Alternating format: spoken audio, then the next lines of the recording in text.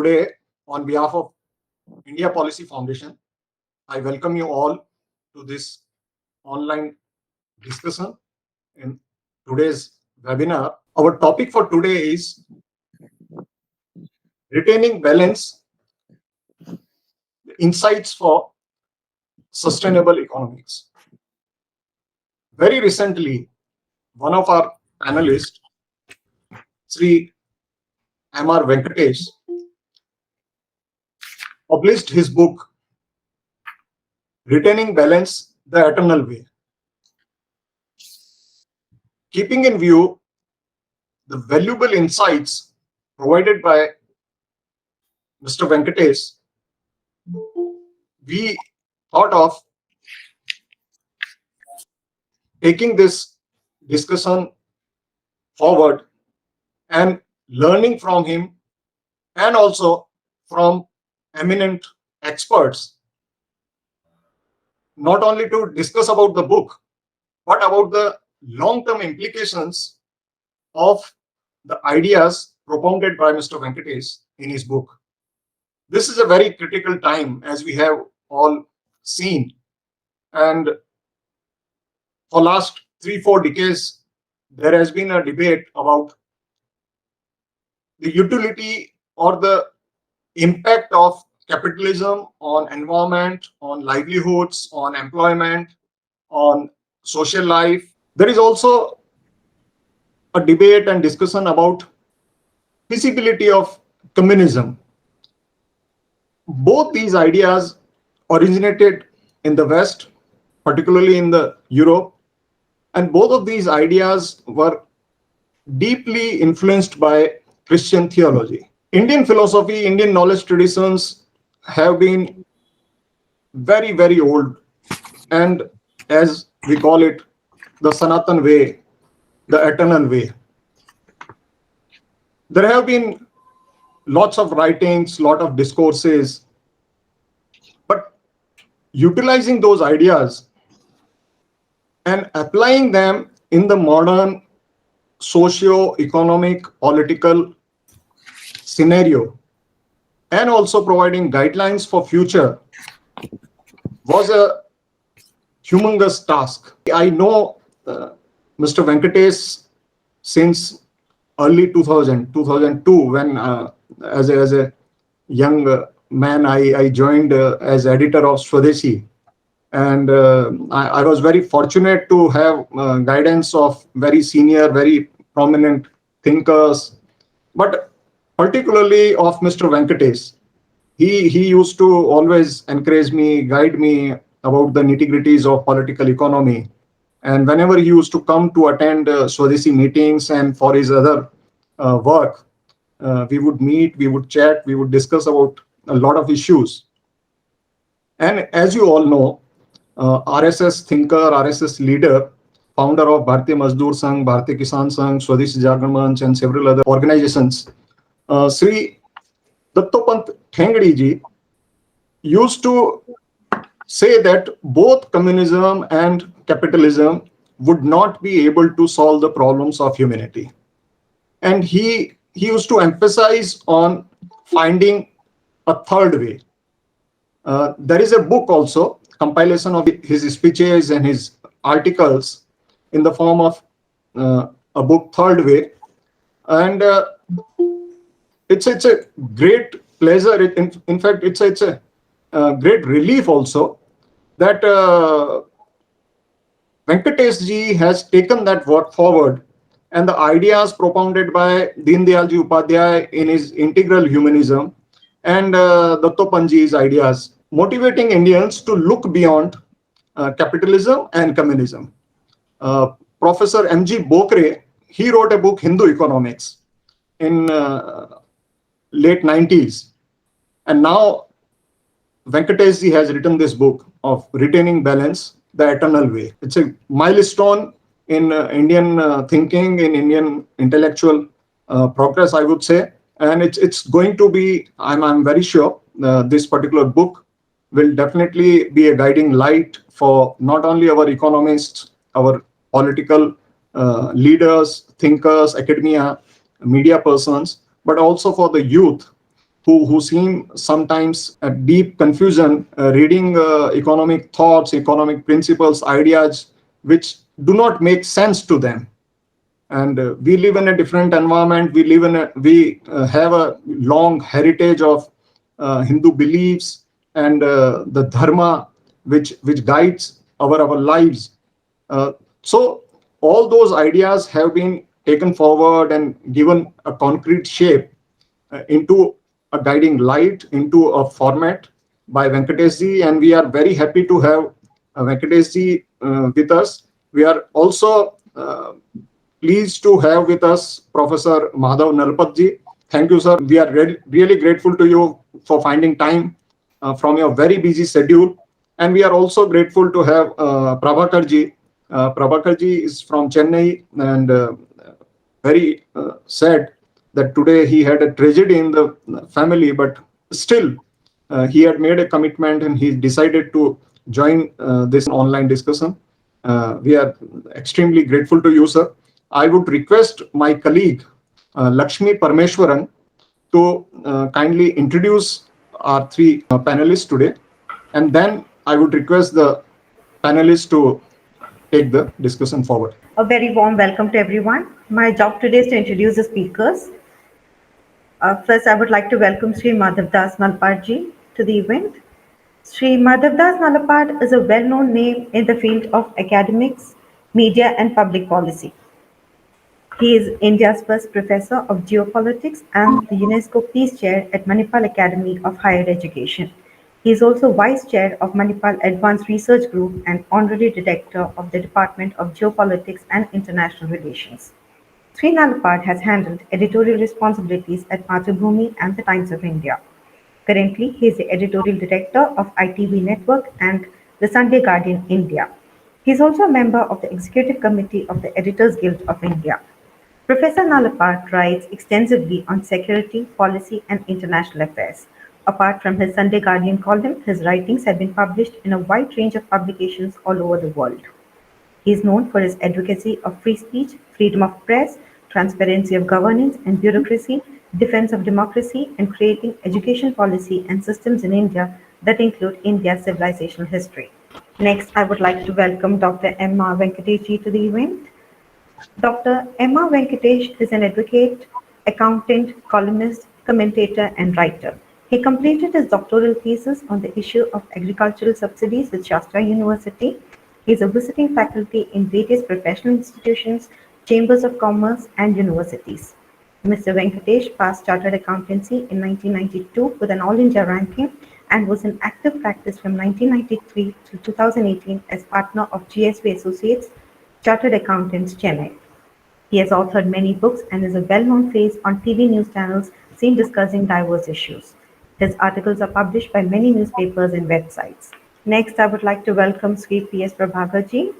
Sri P.S. Prabhakar is Chennai-based chartered accountant. He has over 4 decades of post-qualification experience, including stints abroad. Currently, he is the president of the Society of Auditors, Chennai, an organization of nearly 90 years standing. Thank you, Lakshmi.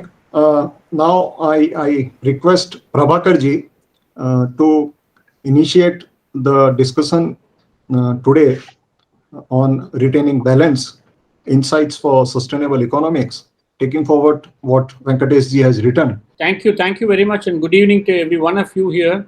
And I'm very happy to be participating in this panel discussion come webinar on the monumental work of Sri Dr. M. R. Venkatesh, a good friend of mine, has written a book on retaining balance. See, this particular book, I'm probably one of the very few fortunate souls to have had the pleasure of reading the book as it was being written. And a chapter by chapter, Mr. Dr. Venkatesh used to send it to me, and I used to probably do only a little amount of semantics here and there. But then when I read the book as a book completely, after he finished it, I had seen that substantial improvements had been made in every single chapter. And what I could see originally was, individual chapters. But what I saw, final product was a very seamless integration of brilliant ideas and the whole thing was effective and powerful arguments to make us believe that what all we understood as economics was not the actual economics, because there are certain basic things that the economists across the world and across the timelines of centuries have missed out. And Dr. Venkatesh has brought out so much of information and so much of ideas, and one can probably see that the sustainability factor has been stressed by him to a large extent by his powerful argument of restraining oneself. So I was mentioning even earlier in a program that he should have probably had a tagline to his book called Restrained to Sustain. So this should have been his tagline, because this actually sums up the work Dr. Venkatesh has said. I will not take a long time in my initial remarks, but Dr. Venkatesh has had abundance of grace of Lord Rama. He has talked about monogamy, which is a trait that has been attributed only to Lord Rama. Those several Hindu gods, cannot be exactly accused of practicing monogamy to a large extent. But Lord Rama was definitely a proponent and a keen follower of that particular thing. Of monogamy.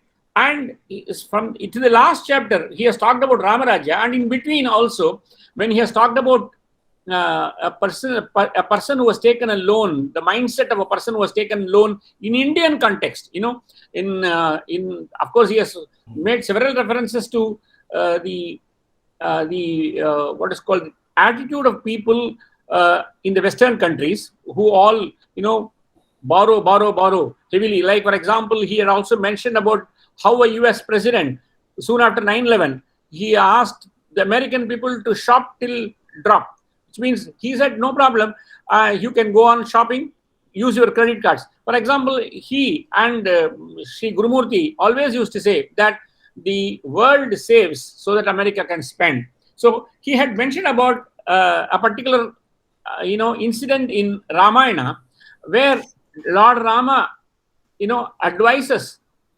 Ravana when he is in the brink of a defeat. Don't worry, go home, relax, come back tomorrow. This particular incident has also he has weaved as a matter of routine in his book, which means that the Ramayana has been a very great guiding factor to Dr. Venkatesh, and probably that is the reason why he has even dedicated the book to the civilizational god Rama. See, the whole aspect of civilization, consequently family, stemmed from the factor man as an institution, has been his hallmark, has been the thread that has been going on from the first chapter to the last chapter, how the economy has to be understood and how the economy has not been understood without having these important factors like civilization, family, etc. So this is what I originally, I thought I would say in the first, in the initial discussion, initial remarks. I think my fellow panelists can probably start the process of discussion so that I can always join whenever it is necessary.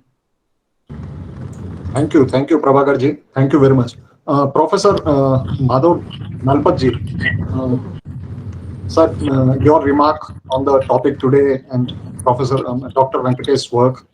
I must confess that I have not gone through the book, but I've had the privilege of several conversations with Dr. Venkatesh including on the subject of the book.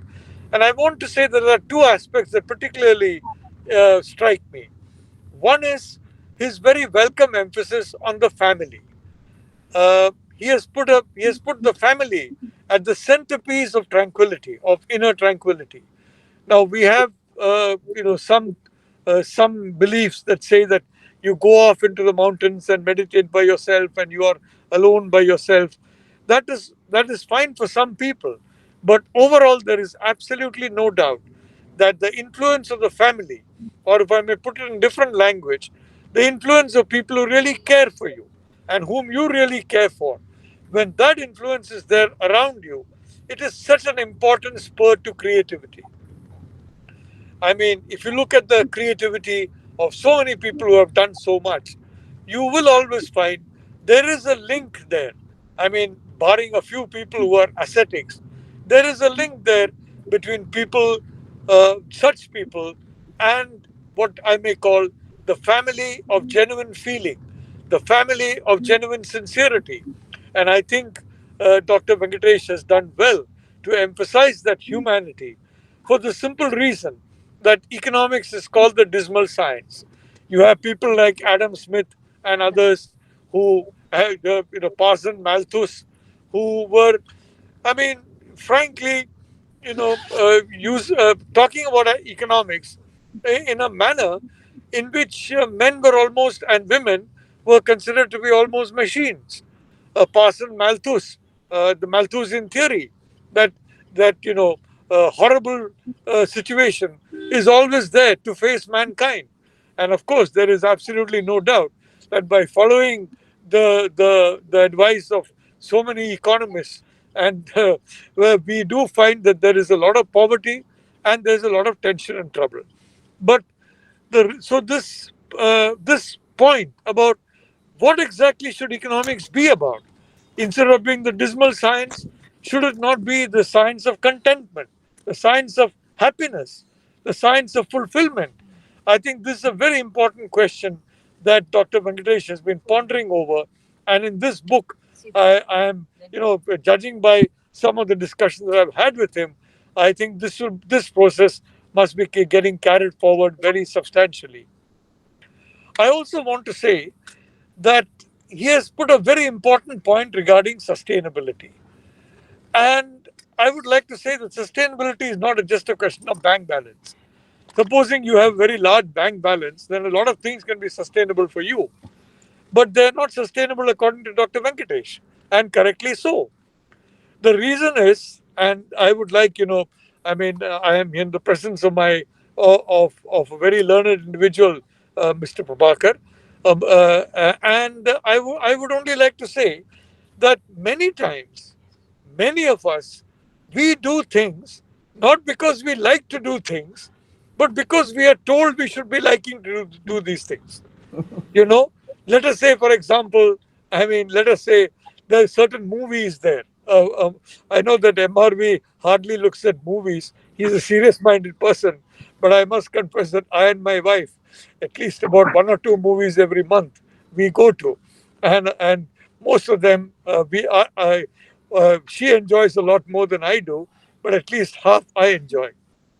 But the reality of the situation is that many of what we regard as essential to happiness is actually essential to other people's concepts of how we should be happy. The techniques of happiness, the mechanics of happiness. And this is the problem in society that, judging from my extended conversations with Dr. Venkatesh, he has put his finger on. It is not simply a question of mechanics, it's also a question of chemistry. And very often in human life, just as economics believes all of us to be robots, it forgets the chemistry of the human being. I would like to say economics, as a science, as a subject, it has to understand the chemistry of the human being and the human mind. And from that point of view, we have to understand what would really be of joy to us. Let me give you a personal example. I know an individual who is very well off and also, not very anxious to spend his money on other people. Let's put it that way. Uh, he has his own luxurious way of life. But if, let us say, he met somebody who was wanting and very much in need, well, that person can look after himself or herself. He was not concerned. But recently, this individual had a change of heart and he has become very generous. And he told me that he is much more happy now. He thought he would be happy counting the zeros in his bank balance. He thought he'd be happy counting the cars in his garage. But he finds that he is much more happy when he has taken maybe a zero or two away from his bank balance and he has given it to people and made them happy. Now, we have these in all these pink publications. Now, I mean, I don't know why they're called pink publications. I don't know why they were pink in the first place.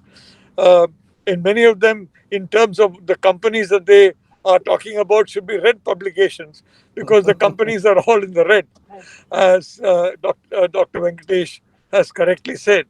But the reality of the situation is that we have got these lists of billionaires and mega millionaires and mega and trillionaires. Well, the point is, why don't we have lists of people who have done good to society? Why don't we have lists of people who have given rather than taken, who have, who have contributed rather than acquired? And I think that is a much healthier way of looking at society, looking at humanity. And what I'd like to say about is that Dr. Venkatesh, in his thinking, exemplifies that thought, putting humanity first. If you remember integral humanism, if you remember Sanatan Dharma, and Sanatan Dharma is completely, if I may say so, in consonance with freedom of choice. Now, Dr. Venkatesh has certain views, I may have certain views, Kuldeep and Mr. Prabhakar may have different views, but all these views are valid in some sense, provided we genuinely believe in them. And it's not that we pretend to believe in them because it is stylish or fashionable or others have told us that this is what we should believe in. So I think the real need of the real individual behind the mask that all of us have got to put on in front of society, I think the real economics behind the mask of what I may call Malthusian economics, I think that is the economics that Dr. Venkatesh has sought to reveal to all of us. And therefore, I would like to say I am truly happy that he has made this effort. And I just hope that this message will spread and will spread across society, because my only problem is that Dr. Venkatesh sometimes assumes, I think in many of our conversations, I have that feeling that people should be a little more like himself. Let's put it that way. A little more like Prabhakarji. Let's put it that way. But the reality is that, at least in today's world, such people are not the people that, in a sense, quote unquote, succeed in a material sense, or in that sense. And unfortunately, therefore, what happens is that a different way of thinking, a way of thinking which is actually mechanical and which frankly harms sustainability, which harms society, it may harm the collective, but it is helpful to the individual. And the individual is always more important than the collective. We talk about the collective being the collection of individuals. We forget that sometimes the individual can subtract rather than add. And I want to end by saying what Dr. Venkatesh is stressing is, let us all as individuals add to our society.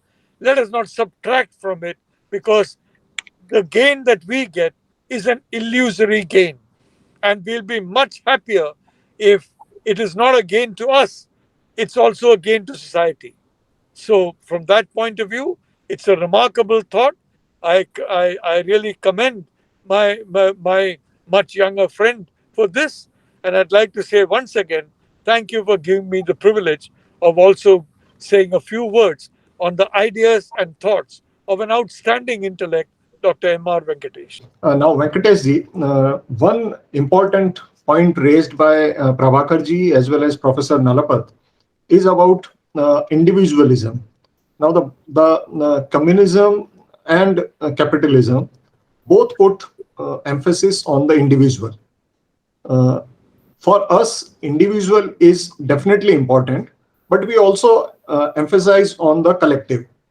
And you have talked about the role of family in economic planning and economic thinking. So could you please elaborate on what is your view about individual versus family in economic planning? See, before I start answering your question, let me thank both Nalapatji and Prabhakarji for joining this webinar, and especially Prabhakarji, who is in a great personal difficulty, and I salute him for being here today. And also the fact that Prabhakarji was instrumental in reading the draft as it was evolved. So you can understand how painful the task is. It is much more painful than writing a book itself. So to go through somebody's draft and suggest various insights so that this can be corrected. Now, coming to your question, the whole idea of both Marxism and Marketism, which revolves around atomization of the individuals, stems from a Christian ideology of a broken self. Now, I have long been a student of the constitutional law, long been understanding economics, but the core idea that drives both markets and Marx is that individuals are to be, everybody is supposed to be atomized. And this atomization of individuals is what will allow us to dominate them. And family is the bulwark against every ism. And therefore, family becomes the target of every single practitioner of every ism. In fact, my chapter 3 of my book is titled "To Destroy Family, Marx Goes to Market." In fact, there is I wouldn't see much of a difference between Marxism and Marketism from several angles. Of course, there are some differences that is superficial. But if you scratch the surface, you will find Marxism and Marketism, or what is called as liberalism, almost mirroring each other in several ideas. For instance, both would give a damn for environment. Exploitation of environment is a given. It is at best an issue to be settled is one of ownership of resources. Now, when family steps into this equation, family ensures sustainability for a simple reason that we do not wish to give a worse planet to our children than what we inherited. But if I'm atomized, the problem would be that I would not care for my children. So family is the one, and of family I have even talked about inheritance of property. Now let us take inheritance as an issue. Now, Kuldeepji, you will recall that all of us would, there is a saying amongst most Indian families that when I die, I may not be able to bequeath property to my children, but at least I should not give debts to my children to repay. This is the standard saying of any average Indian.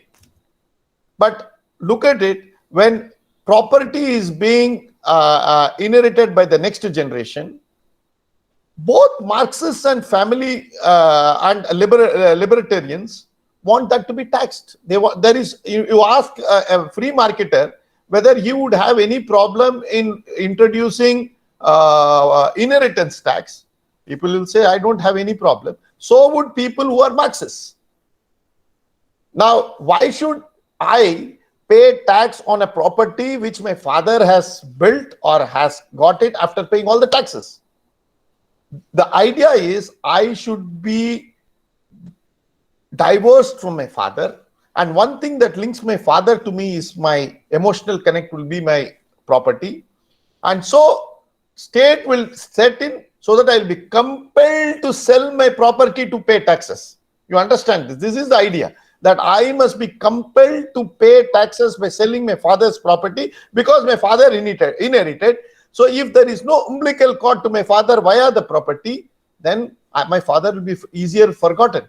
In fact, many of the people in this country have retained the old house of their parents because they believe that their parents lived there and they believe that it is more of a temple and less of a house. This is what I call as a civilizational impact on economics.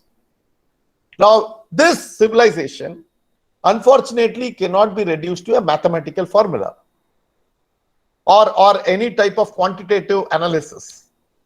World of economics since 60s or 70s has migrated into being more of quantitative techniques and less of economics, more of finance and less of economics. Consequently, you will find that people are not able to derive mathematical modeling of culture and civilization. Can you reduce it? Obviously, no. So, since it cannot be brought into mathematical equations, people like Zingales and others in the Chicago School have repeatedly pointed out that by ignoring culture and civilization, we are doing a great harm to the discipline of economics. And economics has been completely diverse from civilizational restraints. What is culture? What is civilization? If you analyze it and look at it very simply, it means that I am restrained. The power of restraint. I call it in chapter 9.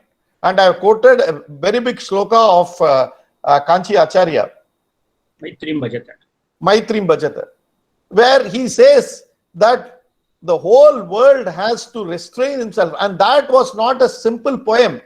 He wrote it for the UN, where Bharat Ratna M.S. Subbulakshmi sang this poem as a song. And the deeper meaning is civilizations and restraints only allow people to flourish. That is the beginning of culture. But unfortunately, this cannot be reduced to mathematics. And since it cannot be reduced to mathematics, economists ignore it. And since economists have ignored it, but culture remains. Just because economists have ignored, culture doesn't seem to vanish into thin air. It exists and it has a profound implication. So what we are actually studying in the discipline of economics is basically like a visually impaired man looking at the elephant and describing the elephant without having the full understanding of elephant in all its dimensions. That is creating the problem for all of us, and that is why we are having this repeated booms and busts and booms and busts. And these two booms and busts have been analyzed critically. People have genetically decoded it. People have found solutions, only to find that after a boom there is a bust, and after a bust there is a boom. They do not know why an irrational lassitude follows irrational exuberance, and why irrational exuberance is followed by irrational lassitude. This nobody is able to answer, and that is why I say a family as a balancer, family as one which will ensure that an individual is kept within his checks, and that family one which is having monogamous traits, one which has civilizational roots, is what will drive economics. If this is articulated in the world of economics, if this is what I call as Ram Rajya. Ram Rajya, in my view, I have titled chapter 10 in a very peculiar way. I have said Ram Rajya is where there is more of Rajya and less of Ram. Meaning that everybody does his duty. Then in such a case, there is very little scope for Ram. Ram Rajya doesn't mean Ram will come and help you wash your hands, put on the mask, sanitize your entire mohalla and go back. That is not Ram Rajya. Ram Rajya is you wash your hands, you wear your mask, you sanitize before going out and coming into your house. This is what is Ram Rajya. And that is why I have drawn the quote from Prime Minister Narendra Modi to say, minimum government, maximum governance. That is what will actually be the end game in Ram Rajya. To answer your your question in a very pithy way, I would say that finally, if you have to have a destination of Ram Rajya, it is not Rajya or Ram, it is your own way, your own self that will have to find the way of Ram Rajya. And that is through the mechanism of family. T. Prabhakarji. Yeah, see, Dr. Venkatesh very brilliantly argued about the family being the central theme and civilization, consequently civilization is the central theme of the book, which has to probably drive the subject of economics. But unfortunately, what happened is that, like everything else, we have also imported, things. The colonial rule has probably made us to think that everything has to be imported, including economic theories.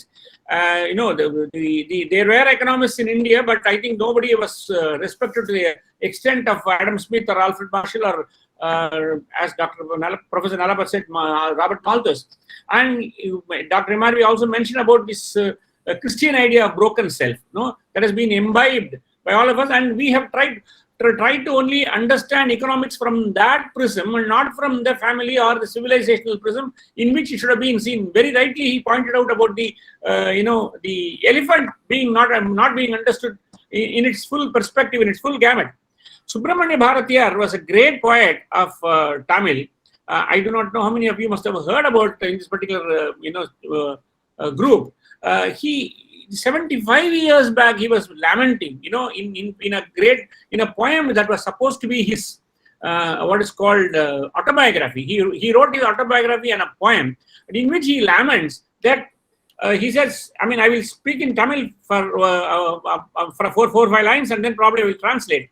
He said, Kamban என்றொரு மானிடன் வாழ்ந்ததும் காளிதாசன் கவிதை புனைந்ததும் உம்பர்வானத்து கோளையும் மீனையும் ஓர்ந்து அளந்ததோர் பாஸ்கரன் மாட்சியும் நம்பரும் திரளொடு ஒரு பாணினி ஞாலமீதில் இலக்கணம் கண்டதும் இம்பர் வாழ்வின் இறுதி கண்டுண்மையின் இயல்புணர்த்திய சங்கரன் ஏற்றமும் சேரன் தம்பி சிலம்பை இசைத்ததும் தெய்வ வள்ளுவன் வான்மறை செய்ததும் பாரில் நல்லிசை பாண்டிய சோழர்கள் பாரடித்து தர்மம் வளர்த்ததும். Like that he goes on, he talks about people, about the way the great Kambar who wrote Ramayana, who translated Ramayana from Valmiki, and the Kalidasa who was prolific in giving poems, and Bhaskara, the astronaut Bhaskara, who actually did the actual measurements of astronomy. He was an exponent of astronomy in several centuries ago. And Panini, who was the person who wrote the first ever grammar for one of the oldest languages of the country called Sanskrit, and Adi Shankara, who actually walked the length and breadth of this country to establish dharma. All these, and Seran Thambi Silambai Asitum, it means the one of the greatest works of Tamil literature called Silapadigara was being written by a king called Cheran. And Thiruvalluvar, who wrote 1330 verses of pure philosophy, one of the greatest pieces of philosophy. All these things he wrote. He goes to finally lament. Annayavum arindilar Bharata pogunar முன்னர் நாடு திகழ்ந்த பெருமையும் இன்முண்டிருக்கும் இந்நாளின் இகழ்ச்சியும் பின்னர் நாடும் பெற்றியும் தேர்கிறார் வேடிக்கல்வி பயின்றுழல் பித்தர்கள். He has actually lamented and even said that those things are not even known. Those things are not even known to the current generation. He's talked about 75 years old again. 75 years back, he talked about the current generation. These people do not know all these things. Same thing. Dr. MRV has lamented in his book that we have gone through, we have imbibed, or we have tried to import the Christian balance, Christian form of economics. We have tried to only look at economics from the non-family, non-civilizational prism. We have not understood the actual, once you bring the family and once you bring the civilizational aspect, you always bring the culture. So without culture, I do not think you can have a sustainable economics. This has been the argument of M.R. Venkatesh, and we has actually done this, but he has given this argument so powerfully in all the chapters almost, from the beginning to end. And he has talked about, I will probably come back when I talk about the constitutional aspect that he has talked about, how we have even imported constitution. We have imported everything in this country. We even wanted to import a prime minister some time back. Fortunately, that did not happen. So we are so much, in Madras, we have in Chennai, we have a place called Burma Bazaar. You get all imported items. You go there and any day, you'll always have some people trying to buy something, including the Horlicks that is coming from the UK. Horlicks bottle. Everything. See, we are so much, enamored by imported items. And this is what he has questioned. As I was mentioning, M.R. Venkatesh book I cannot call it as a treatise on economics, because it actually questions the very basis of economics itself. I cannot even call it as a research paper, because normally research papers are taking various reference materials and trying to form an opinion. But here, MRV is an opinionated person, so opinionated himself. He has actually formed a strong opinion, conveys his opinion, and he has brought enormous amount of materials to back up his opinion. So he has done the reverse of research, as I would say. I have a query because this is wonderful discussion going on, and since you are an expert of geopolitics and international relations, one thing which struck me while listening to Dr. Venkatesh and Prabhakarji is about role of economics, modern economic thinking, whether capitalism or communism, in disrupting the peace not only in the external way, in the global way, but disrupting the peace within also.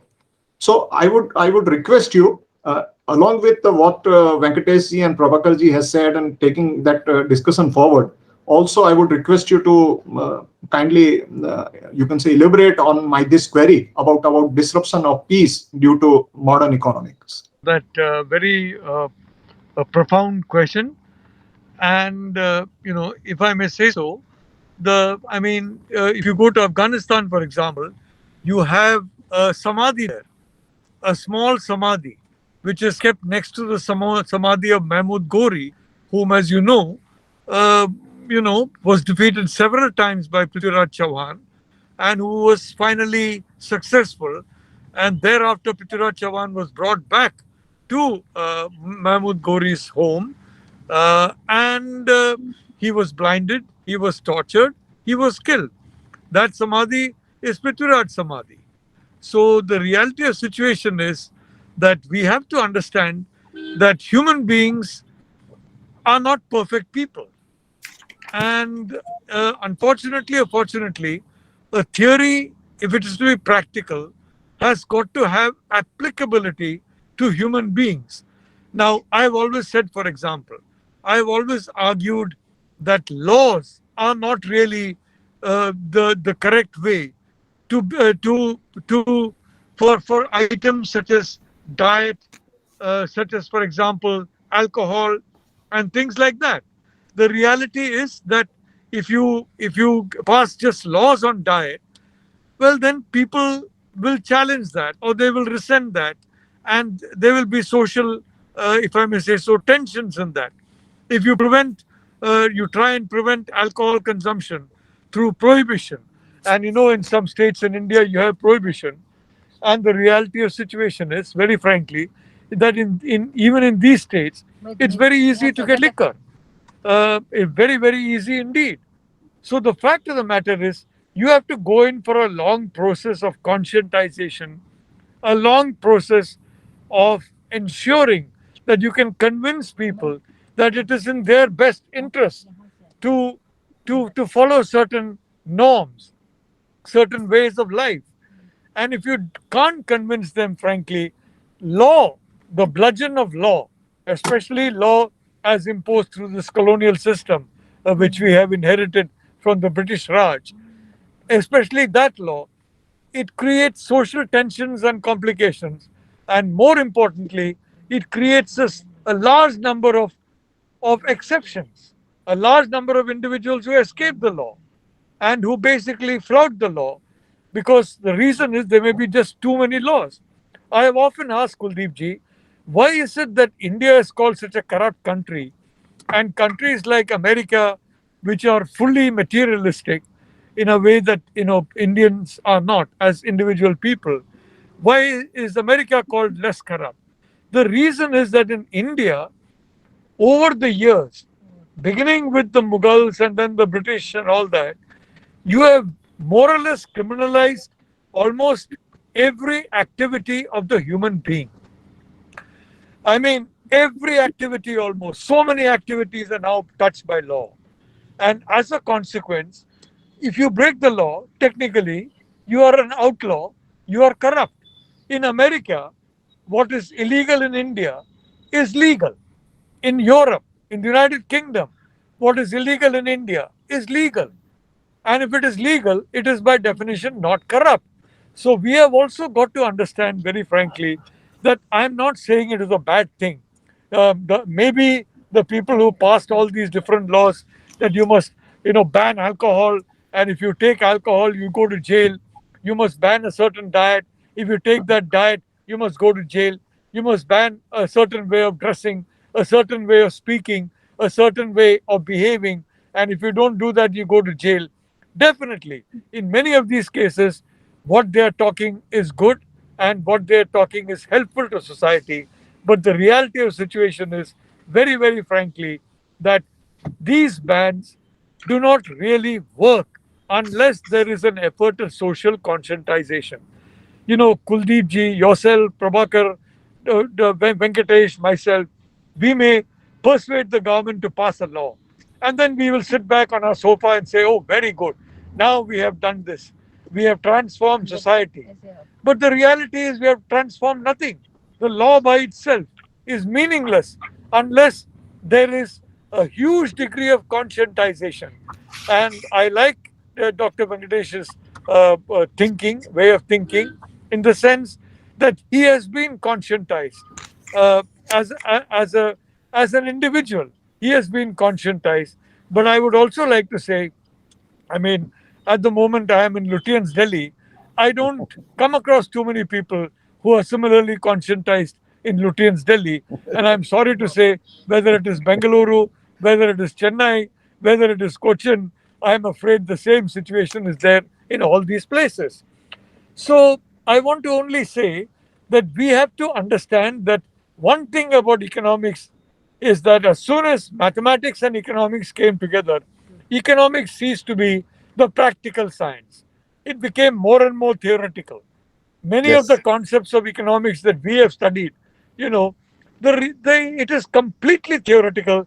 It has no relevance. Indifference curves, for example, indifference curves of supply and demand. I mean, do they exist?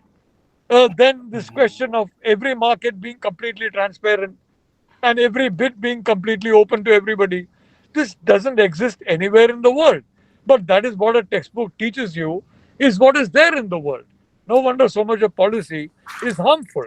So I only want to say, we have to understand, we cannot avoid a slow, painful process of conscientization. And in that situation, I would like to say, we have to be Sanatanis.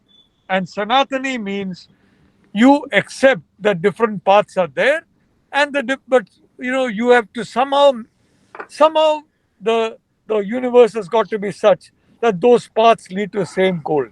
I have been very encouraged in this, for example, by the Sarsanchalak of the Rashtriya Swayamsevak Chang, Dr. Mohan Bhagwat. His comment about all of us in India having a common DNA. It's a magnificent thing that he has said. Dr. Bhagwat does not distinguish between one faith and another faith. He says we are all Indians, and he is absolutely right.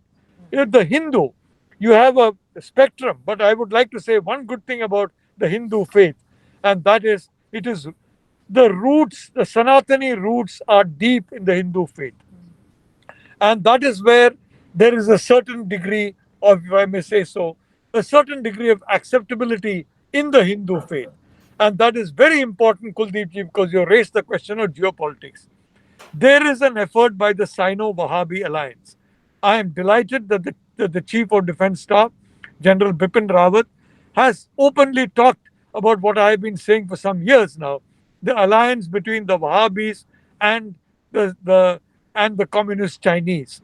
And this alliance, frankly, is working in the United States, is working in India to widen the fault lines in society, to make the fringes of society stronger, to make extremes and opposites stronger, to make hate stronger, and compress the moderate middle of society. Great thinkers like Dr. Bhagwat, I mean, they have understood this issue. They have understood the danger that India and other democracies are facing in this effort to divide us, to fractionate us.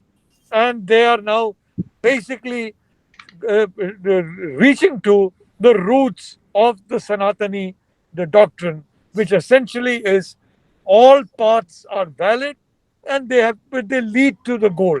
And what is the goal? The goal is what Dr. M.R. Venkatesh has, in my view, put at the core of his book. Sometimes it is difficult to find language to express one's thoughts. When you have thinking of the, if I may say so, of the elements of genius that my young friend Venkatesh has got, and I have studied him over the years, the reality is that the lexicon of Venkatesh, the words and dictionary that is available to Venkatesh, may not permit him to use, to present what he knows, what he thinks, in language that most of us can understand. But the reality of the situation is that we have to understand, Kuldeep ji, this country is at war. It is at war with the Sino Wahhabi alliance, and they are trying to tear our society apart. And they are using social media, they are using various other methods to do that. They are trying to have hate predominate over love.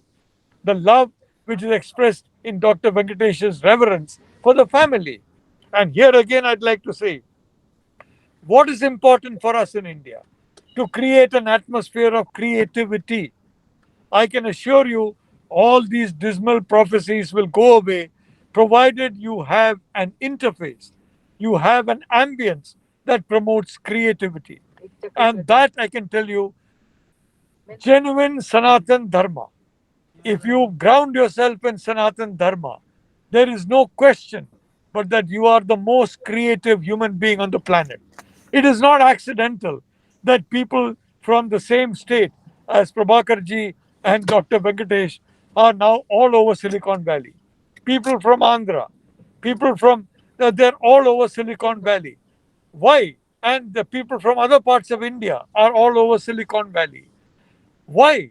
Because of the basic creativity that is energized by the openness, by the adjustability, by the willingness to go into different hypotheses of Sanatan Dharma. So I would only like to say, Kuldeep ji, I think we have to understand that Sanatan Dharma should be the anchor for social theories, the anchor also for economic theories, which are based on the need to create a healthy society. Because in my case, I find it very difficult to define a Christian or a Muslim or a Hindu in terms of palpable characteristics, because there is so much of divergence in each of these categories. I would only like to say I recognize the value of our common DNA as Indians, the common DNA of Indic civilization, a civilization going back 10, 12,000 years. And I lament the fact that till today, our children are not taught that our civilization goes back 12,000 years of very clear historical evidence. Even today, Ram Setu is treated as some kind of a natural formation rather than what it actually was. Even today, Lord Ram is treated as a myth. Now, you have the right to say Lord Ram was only a king, he was a human being, or that Lord Ram is a god. That is your right. But the fact that Lord Ram existed, how can you doubt that? Or the fact that Lord Ram exists as a concept, as an ideal in all our hearts. Well, the fact is, Dr. Venkatesh, Mr. Prabhakar, Kuldeep ji, everything comes from the same eternal almighty force. That force has been described so beautifully in the Gayatri Mantra, as we all know. That eternal force is the creator of everything. So if you revere the creation of the Almighty, you will revere everything. There is nothing wrong in that. And if you present it in a different way, you're indulging in what I termed long ago, 20 years ago. I kind of talked about the question of racial supremacy slowly giving way and religious supremacy coming. What I want to say, sir, this is a complex world and a complex society, and there are no easy answers to it. I salute Dr. Venkatesh for trying to locate answers to these queries. But one thing I do know, our country, our civilization is in mortal danger. And part of the reason is we have not even acknowledged our civilization in our school books, in our textbooks, in our discourses. We deny the existence of the past as myth and so many other things. Whereas I can tell you, none of this is actually in any way a reflection on any faith, on any people, on any belief. Everything is embraced by this overriding doctrine of Sanatana Dharma. Everything is embraced by that. Why?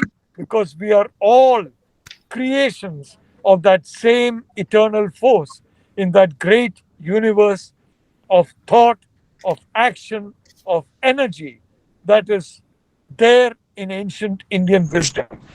I've gone to so many countries. In every country there you can see cruelty, you can see injustice, you can see oppression, whether it's in a family, whether it's in a group or whatever.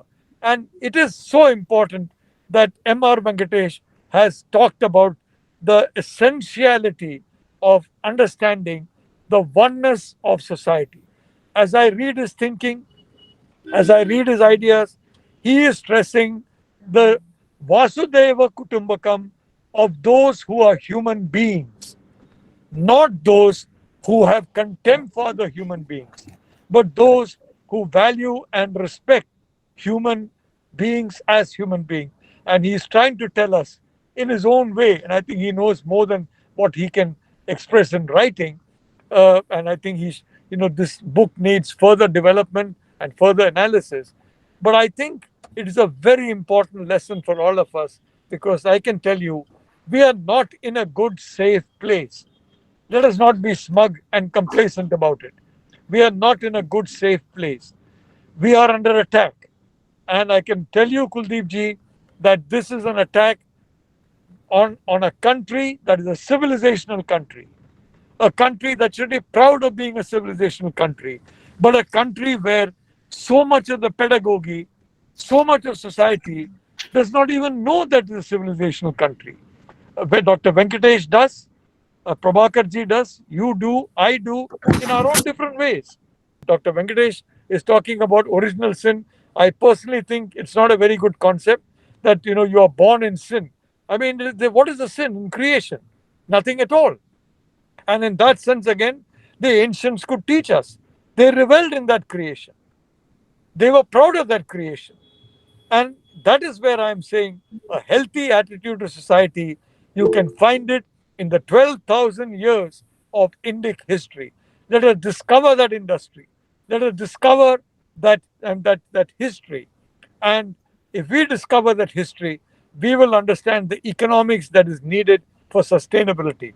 Dr. Venkatesh has taken a great step forward, and many more steps need to be taken before this wonderful objective can be reached. Venkatesh ji, the issue is now coming towards role of civilization and role of dharma in economic thinking and in development planning, and also about what we call the welfare of humanity.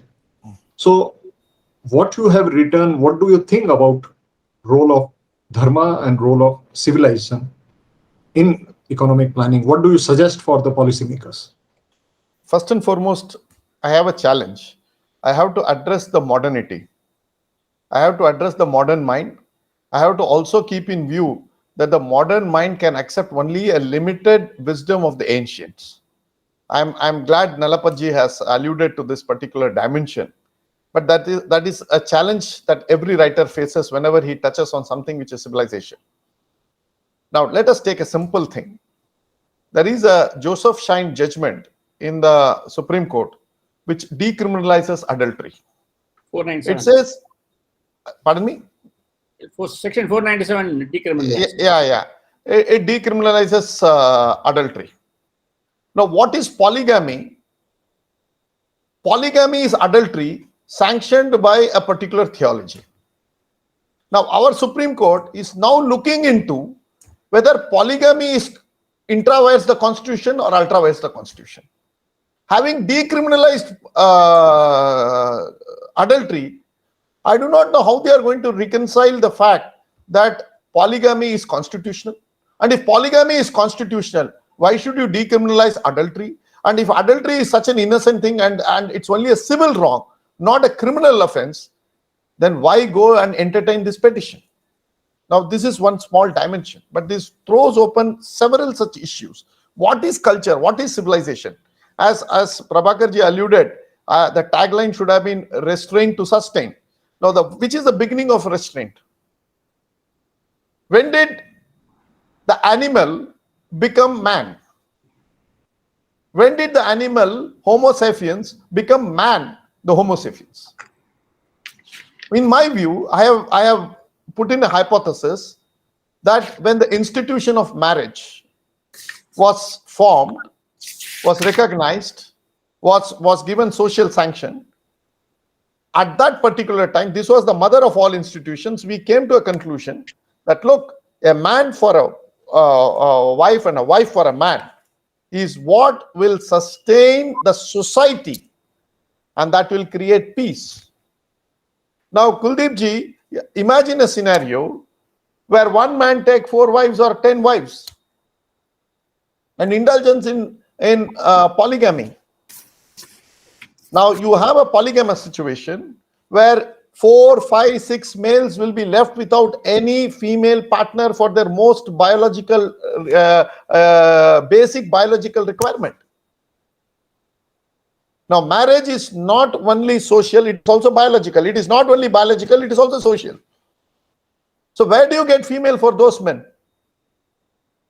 Now, let us see, I am not saying, for instance, that polygamy creates violence, but correlation between polygamous society and violence is on the rise, and it is there demonstrably for all to see. Now, can you say that polygamous society, which are basically driven by Islamic theology, should restrain themselves?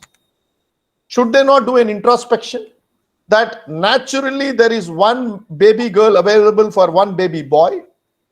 So if one baby boy takes 3 or 4 girls, there will be a deficit of females in the marriage market.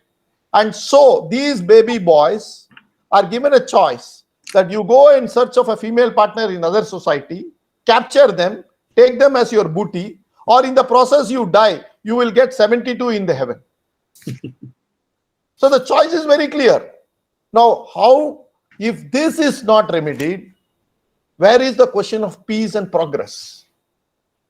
And which are the states on the boil? 85%, the index of terrorism index, which goes into various countries. Invariably, wherever there is extremism, terrorism, jihadism, you call it by whatever ism, you will find polygamy also flourishing side by side. Now, you have to address this civilizationally. The taming of alpha male is the most significant leap in mankind. When the alpha male was tamed, he became a civilized man instead of being an animal. But the West has gone one step forward. To tame the alpha male, they have created the alpha female also. And that is how feminism has come in. Now, feminism is supposed to be an answer to patriarchy. And where is patriarchy coming in? It is because of the Christian theology of God, Holy Spirit, and Christ being males. There is no feminine divine in Christian theology. So they are in search for, in fact, there is Christopher Jaffarlo, who is now in that Hindu Phobia conference also, has written a book wherein there is a need, wherein he concedes that there is a need to convert Mother Mary into Divine Mary. Mother Mary is like your Kausalya or like Devaki, who have given birth to Krishna or Rama or whatever. They are not goddess. Shakti is goddess. Now they are in search for a feminine divine. The West, which is having a complete imbalance between the male and the female. The Abrahamic faiths, which are completely dominated by males, are having several imbalances. And these are the imbalances that I am seeking to address. That is why I say that Ram is the ideal destination point for all of us. He is not merely a symbol. He is the destination point, because that is where civilization begins. And when the West has created alpha females, chapter 2 of my book is titled, Mummy, Where is a Daddy? Or What is a Daddy? Because the black in West, especially America, has completely given away the way of family life. Today there is nothing called black father. Black father is extinct. You can have a black swan, but you can't have a black father, because the black father thinks the moment he impregnates his wife, he has to just move out. In fact, I have even quoted one story about Massachusetts girls in Massachusetts. They are in what is called as 10th standard equivalent. There is a bet amongst themselves that who will get pregnant first. And the nearby primary health dispensary is worried that so many girls are coming and testing for pregnancy. So they ring up the school's principal. The principal rings up the parent. The parents say, we can't do anything, because if we interfere, 9/11, they will ring up 9/11 and police will catch us. This is the level to which you have atomized the Western society. And what the West has done, they have said how this has been created. I have written about this also. This has not been created overnight. In 1960, a Swedish actress called Ingrid Bergman, who had a love affair with an Italian director called Rossellini, wanted to go to America. She said, I wanted to have visa. Americans said, don't come here. देश बर्बाद हो जाएगा, बच्चियां बर्बाद हो जाएगी. They were very clear that such celebrities who are having child outside of wedlock should not enter US. This was 60 years back. But after Lyndon Johnson came to power, he said we have to do something for the blacks. He said blacks are having children, are beginning to have children outside of wedlock. So we should have creatures attached to school. We must give girls whatever it is to, have babies. We must give them dolls. We must give them welfare. We must protect them. And so instead of society shying on those girls, parents worried about such girls, it became a norm because the state recognized it. And today America has spent roughly $22 trillion in the last 60 years on welfare of blacks, and the black outside, the children born outside of wedlock of any black in America is around 70%. And who is footing the bill? It is American middle class who is disciplined. American middle class, which is still hardworking. And this is the tussle between Republicans and Democrats that is going on. It's a very fascinating thing. And what Trump was for this. Trump was trying to remedy this particular situation. The whole world came on him. And ditto it is happening in India. And it will happen all over the world, wherever these liberals are there, because they believe right from the day of Plato to Marx. In fact, the great Periyar, who lived here in Tamil Nadu and is supposed to have done social reform, he said that women should get rid of their wombs. And not only that, he has suggested that institution of marriage must be completely broken. Marx said marriage is a bourgeois claptrap. And they want to destroy family. Plato wanted to destroy family. Sapsovich wanted to destroy family. Plato even suggested that male and female should come together only for the limited purposes of giving birth to a child, and the child should not know their parents. This is the extent to which people have thought as to how they should create designer society. Fair enough, I have no problem with that, but what will be the consequences? I have only gone into the consequences. And the consequences is that we are taxing the disciplined, hardworking, monogamous, self-sustaining individual. Every yojana is a bhojana. Please understand. And we are transferring the wealth from the hands of the disciplined into the hands of the most indisciplined through a very archaic process called the bureaucracy. How do you deal with bureaucracy? Which state, which country, which society, which civilization has prospered to taxes? You tell me. Which society, which family has come up through welfare? The Roman Empire, when it broke down, Marcus Aurelius was giving pork oil free. And it was supposed to be the sublime or the pinnacle of the Roman Empire. It collapsed. It didn't sustain. Because the moment you start welfare, the moment you start giving doles, no state can be sustainable. Today, take the balance sheet of the government of India.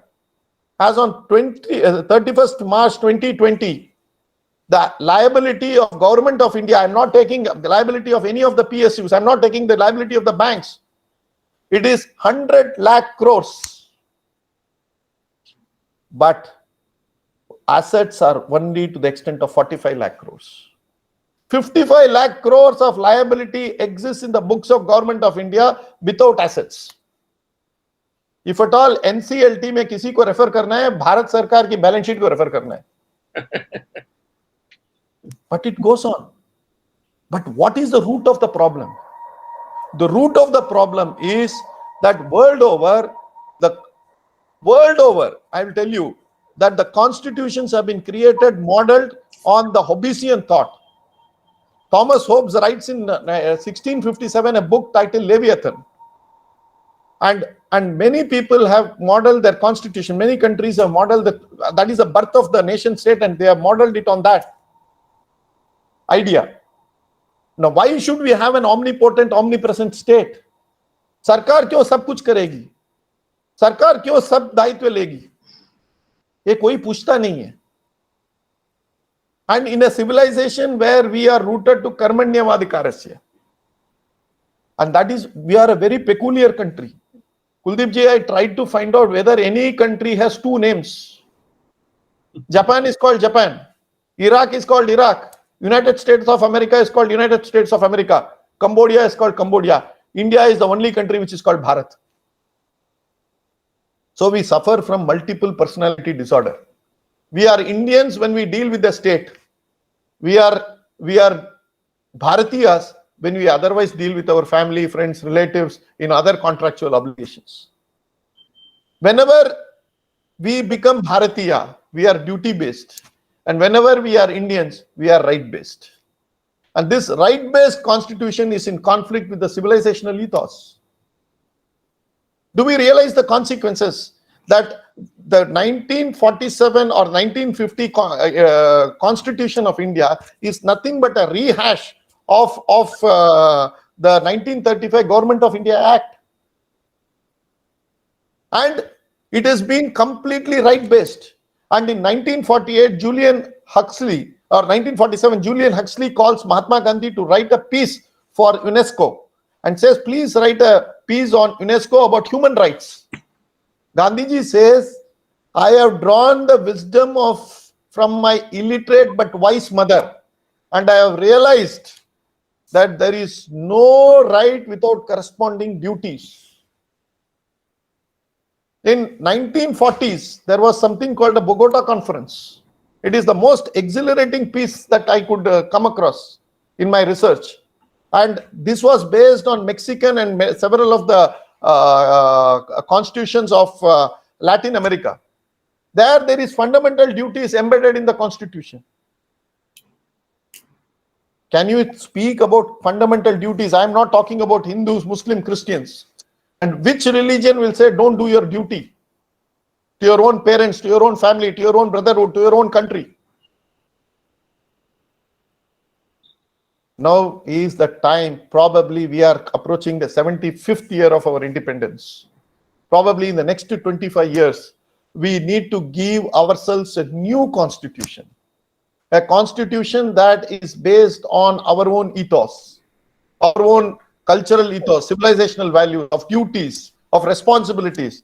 सरकार की एक दायित्व हो, हमारी भी एक दायित्व हो, हर एक सिटीजन की, नागरिक की एक दायित्व हो. Without daitva, we cannot move forward. This right-based society has come to such an extent, appalling. And unfortunately, after I closed my book, I had gone for the print. One senior judge, in fact, the Chief Justice of High Court, I don't want to name him, has reportedly said, if a man wants to be lazy enough to lie in his home, the government must take the responsibility of feeding him 3 times a day. Now, who will fund the government of to pay such 3 times of meals to that wonderful Indian? Obviously, you and me with our taxes. These are profound questions. Can we run a country where welfare dominates, where taxes are so high, where individual duties are so much cast on ourselves, where we are taken on individual duties? We need to go to this genetic makeup of our constitution. Probably we need to start pronto on several of these issues. I have only touched on several issues, highlighting various chapters. But the core issue is this constitution is by and large a Christian construct. The Christian concept is based on a broken self beginning from the genesis of Adam and Eve. And they wanted to have a Christ as an external agent to redeem them. We don't believe in external agent. We believe in Atma Shuddhikaran. We believe in self. That is why even Mahabharata, its original name is called Jaya. Jaya means victory over self.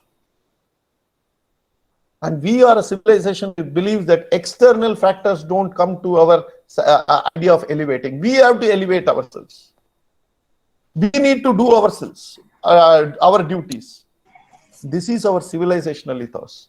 This is in conflict with a right-based, broken self. So that is why this book is also about balance between self and broken self. Self is what Hinduism believes, Sanatana Dharma believes, our civilizational values believe. Broken self is what the Western idea of civilization is. We need to move from broken self to self. We need to rewrite our constitution. And that would realign our economic thoughts, our economic principles. What is the role of the state, individuals? How does he deal with his family? How does he construct or help his family? What is his role towards education? Today we are so happy, as Nalapaji rightly alluded to. The father is happy because there is right to education. Government is happy there is right to education. Everybody is happy that we have brought in an amendment to the constitution. But we all know what is the fate of right to education. Having children is no guarantee. You must have the duty and responsibility to bring out the best out of your children. That is the civilizational responsibility. Every parent has it. How do we make it justiciable? These are works, as Nalapaji says, I have opened a can of worms. Probably this will take several rounds of discussion to do it. That's why I'm giving it 25-year long. So people are asking me, why 25 years? Kal hi kyun nahi baith jate hain aur constitution likh lete hain? It is not so easy. We have to take all sampradayas, paramparas, people of different faith along with them. I'm sure nobody is going to come and complain that, look, you are imposing duty on me. We will impose duty because this land is of the dutiful. That is why it has survived for such a long period of time. That is what it makes it eternal. These are eternal values. So this is the core theme of the book, that economics will sustain provided we sustain ourselves as a society, and we will sustain as a society only when we have probably a duty-based, not a right-based society. And for that, we need to make fundamental alterations to our constitution, and if need be, we need to rewrite our constitution. Thank you very much, Venkatesh ji. Now I would request the participants to raise their hand if they want to ask a question. There are a couple of hands. Manoj ji, you want to ask a question? Yeah, sure. Thank you so much for a very insightful discussion by all the eminent panelists. Sir, I agree that with influence of Mughals and Britishers, we became law-abiders or law-breakers, whatever, rather than self-driven good individuals. Today in Rajasthan, where I come from, I see so many mountains where all the trees are cut. They are made naked, despite strong laws and verdicts by Supreme Court. And on the contrary, just one Shiva temple or Goddess Durga's temple on top of the mountain is enough to protect the entire greenery of the mountain. We have orans in Rajasthan, which are mini forests declared as owned by deities, and nobody can dare to impart any damage to the environment there with no security guards or even a boundary in place. So my question is, with an assumption, rather compulsion, that we have to coexist with a diverse section of people from different religions and sects, what is the roadmap to reach to the level where this system of us can be accepted by all these people without feeling a threat to their individual beliefs or whatever? See, the answer to this is very simple. In 1947, 46, when we started writing the Constitution, these questions did not arise. It came down to some few hundred people, most of them lawyers, who thought that at that time there was no Microsoft Word, so there was no cut, copy, paste happening in a real sense. But what we took was 1935 Act, and in fact, you will be surprised, on the issue of taxation, there was a committee formed under Nandini Ranjan Sarkar, which was formed somewhere around 17th November 1946, and they gave a report by 5th December 1946, all in 20-22 days. And they decided that the only issue that has to be decided in terms of taxes was how much was to be taxed by the center, how much was to be taxed by the state, and how much was to be shared in between by both the people. There was no other discussion. Why should we tax? How much should tax? What should be the modus of taxation? How it should be collected? Nothing of that sort. So the point is, when you thrust a constitution in 1950, we never asked these questions. We are now asking these questions because we are worried that what will happen to X community and Y community. I'm saying, yes, we have to take them along. We will not leave any section of the population. That is the honorable word that we have to give to every section. But it doesn't mean that this constitution is cast in stone and it cannot be rewritten at all de novo. Time has come where the genius of this civilization has to represent itself to the entire world as an economic and a cultural superpower, civilizational superpower. In that case, we have to have a new constitution. And tell me which religion, which sampradaya, which sect will say, don't do your duty. I am only asking for a duty-based constitution instead of right-based constitution. On the contrary, a right-based constitution is a Christian-based construct, and hence it is not a secular constitution, it is a Christian constitution. There is a question in the comment box. Isn't it a civilizational conflict, old values versus new values? I think new values means the Western values. As at the end of the day, it's people who are going to embrace the values in their life. So when we say that our society needs to move from right-seeking to duty-bound, isn't it that we are referring to conflicts of civilization? I'm not saying there should be no rights. There should be rights also. In fact, rights are also to be recognized. Rights are to be respected. But to say rights are absolute and there is no duties is something that is unethical. See, what is I have said, that family as a balancer between man and woman, individuals and society, society and state, state and citizen, savings and consumption, consumption and production, production and environment, piety and progress, progress and security, security and tolerance, divine intervention and individual initiative, initiative and excesses, markets and governments, liberty and equality, equality and equity, equity and welfare, welfare and taxes, taxes and citizens, citizens and rights, rights and duties. I have said these are all to be balanced. I'm not saying for one that you give away rights and make it a completely, absolutely a duty-based constitution. No, on the contrary, you have rights, but also have duties. Without duties, rights cannot exist. And this is not my words. This is the words of Mahatma. And this is not Mahatma's words. This is the words of his wise but illiterate mother. And I'm sure your mother will also have the same view about rights and duties. I'm sure your grandmother will have the same, understanding of Indian civilization, that rights must coexist with duties. Rights without duties will lead us to only a state where we are all roaming with animal spirits. Another hand being raised by Mr. Hanmanduluji. Sir, you want to ask a question? Responsibility should be important, then rights. Before claiming the rights, one should have responsibilities. And also, in addition to that, the impartial administration is the most important, sir. Administration, implementation is also important.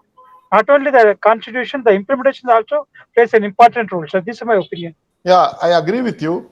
In fact, I have quoted one RTI, which we did it in Tamil Nadu. Not me, Right. actually, one of my friend, Badri Sheshadri, did it. Right. And it's a very interesting find. The question was, how many teachers who are teaching in government school are Right. sending their children to the very same school where they are teachers? Yes. You will be surprised. The answer ranges from 3% to 5% in some districts. And Right. in a city like Chennai, it is 0% in several schools. Oh, That is, I will not send my child to my own school where I am teaching, but to a neighborhood private school, because I do not believe that I will impart good education to my own children in a government school. The question is whether the bureaucracy can be diverged from the fact that they are to deliver quality education. Can we not make a simple rule by making all government officers must send their children to government schools? Now that would be the beginning of a new education policy, because every parent in the school will take responsibility for water, for good quality education, for blackboard, for toilets, for everything being in order.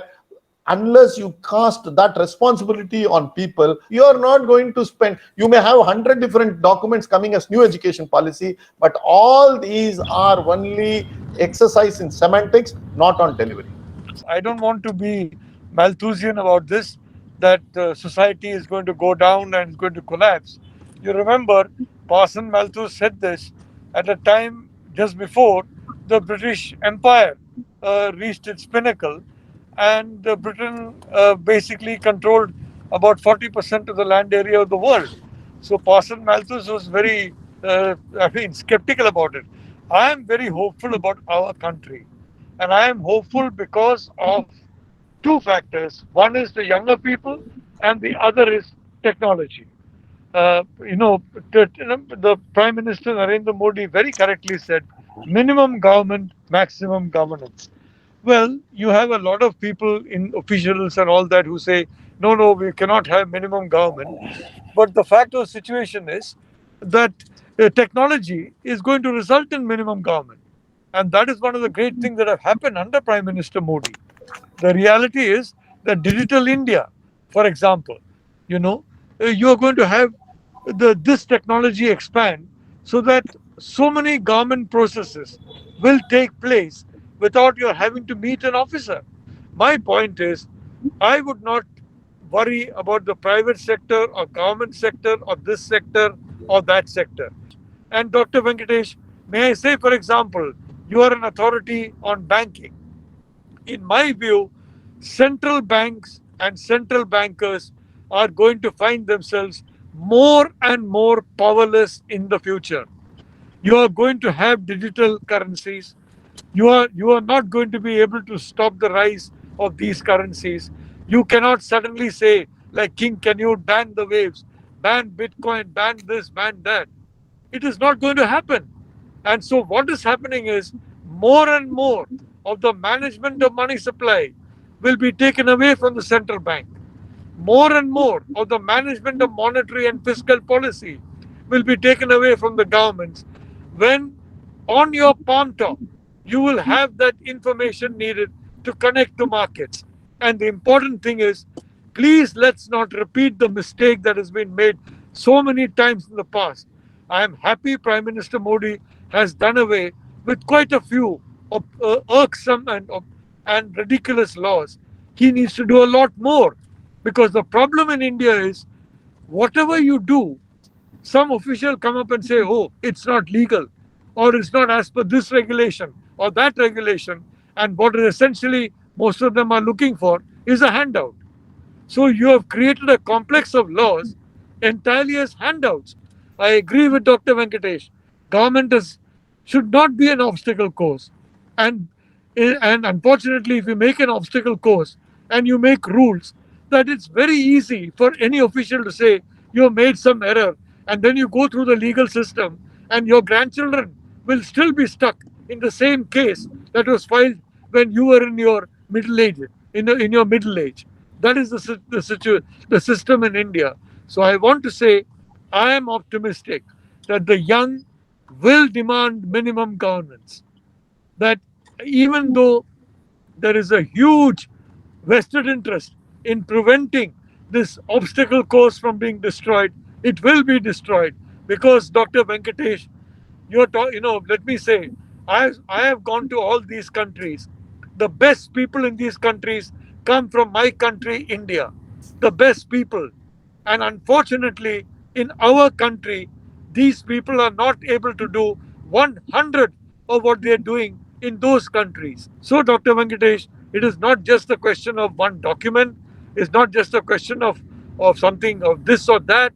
It is a fundamental lack of understanding and appreciation of who we are, the roots of our civilization, the depths of our culture, all our culture, every bit of our culture up to 2021 September. And I can tell you, I as an Indian am proud of that entire culture. But I as an Indian have been denied the opportunity to learn 90% of my culture because the school and college and university curricula did not teach anything of that culture. Now, with the help of the social media, in the sense of this kind of webinar, what's coming online, slowly it is coming. A lot of nonsensical stuff is also coming. A lot of good stuff is also coming, and that is the problem. There have to be filters, and these filters also are important to point out. You have to create these filters. So, Dr. Venkatesh, you have opened a Pandora's box, but I can tell you one thing: it is a necessary box to open.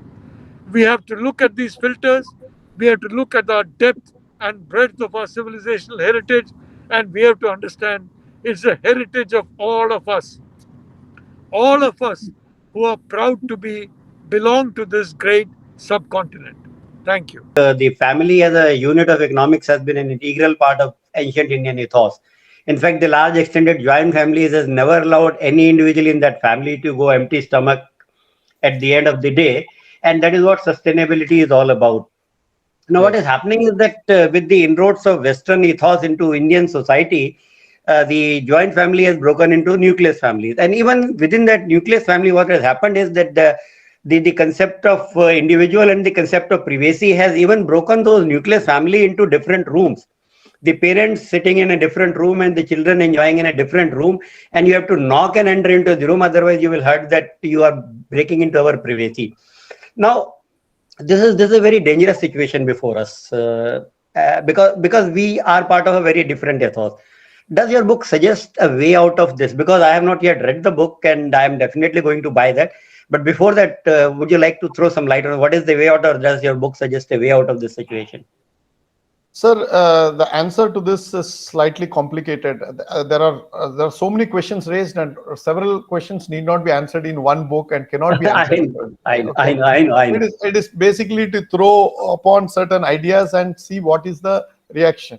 Probably a sequel would answer all these books, all the questions that you have. But the important thing is that why is it that even the nucleus family is getting atomized? And that is because, today every single child, even at the age of 3, is looking at not in his family or his parents or his neighborhood as some sort of as a basis of his or her recognition. She looks at whether she is owning Samsung or Apple. She's looking at the Adidas or whether Reebok. No, this is the type of marketism. This is the type of penetration that is happening world over.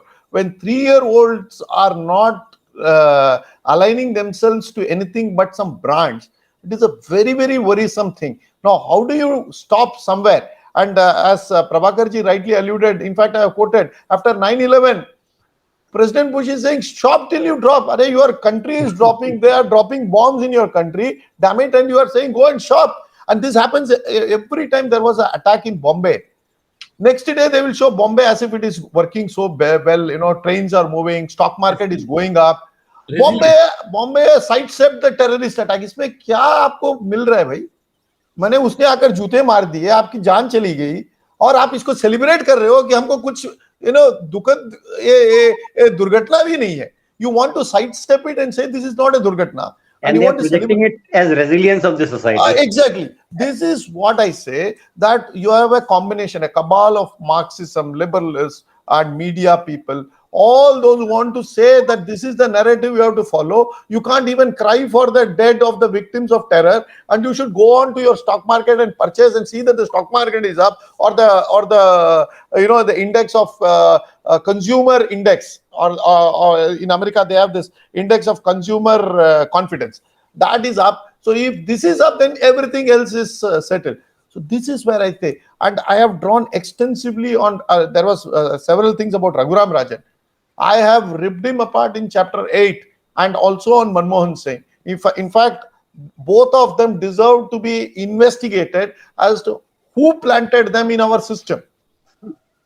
In fact, they are insiders of some other forces who have been planted in the system to do certain to carry out certain activities which is detriment to our nation. Unfortunate that these are not things that are being discussed, and these are things that I wanted to be discussed. What is economics? How do you manage institutions? Can you have a prime minister who says in 1990 that he denounces globalization? As the secretary of South-South Commission, I quoted that report. Julius Nyerere has lauded him for that report. And 91, he becomes the messiah of liberalization, privatization, and globalization. In 2005, he wanted capital account convertibility, which Kuldeep ji will know that it was the shrillness of opposition that came from Swadeshi Jagaran Manch that put a stop to this. So these are things that will come back in future also to haunt us. So we need to work out a proper mechanism that will. I'm only highlighting this. I may not have an answer how to do it. This is for the scholarly class that has to work out solutions for all of this.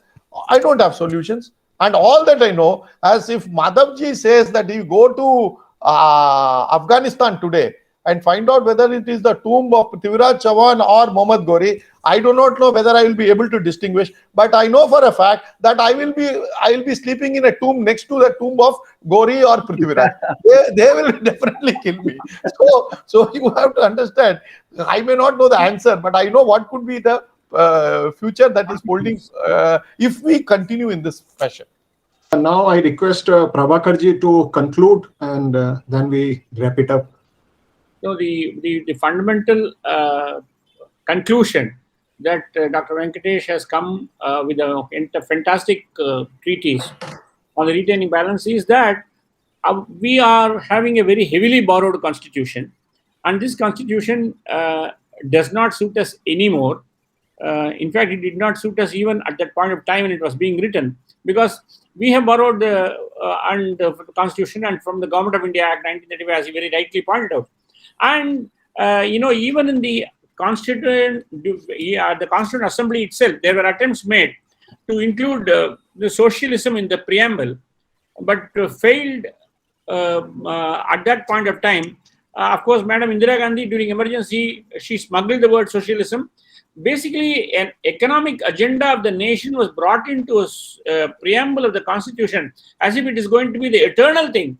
So that was a very bad and sad thing that went without question. Even subsequently, when the Janata government came to power in 1977, they made so many changes to the constitution. They unmade many of the constitutional amendments made by Indira Gandhi, but they did not touch even they did not touch this.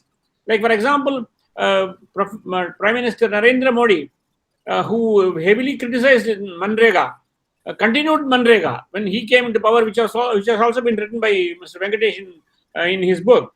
So the problem is, in an economic agenda of a nation cannot be a long-term agenda. It has to be only a short-term agenda. In fact, this very same Congress has gone from socialism to capitalism, even when they were ruling.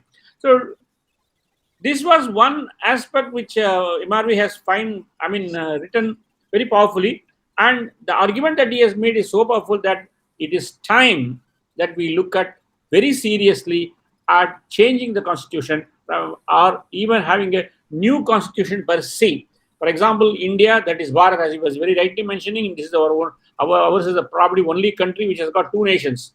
Okay. Now, normally they say when you in Brahmin community, when you have this thread ceremony, you are called a Dvijan, which means you are born again. Like, for example, we are born twice, like in India and Bharatiya. So as he very rightly pointed out, the Constitution has to be rewritten, and the fundamental duties will have to be given the same amount of force, same amount of power that the fundamental rights have been given in the Constitution. So the book, I would like to say only one thing before I wind up.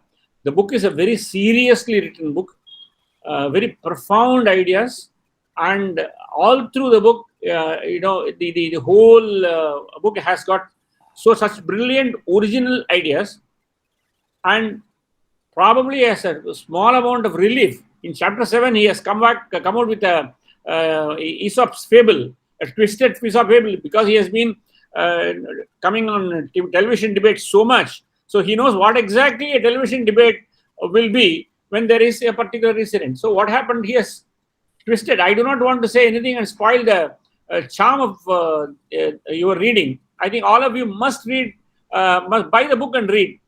Chapter 7 is a wonderful treatise on how taxation has been dealt with in our country, in our independent India. And I am very happy that I have participated in this webinar.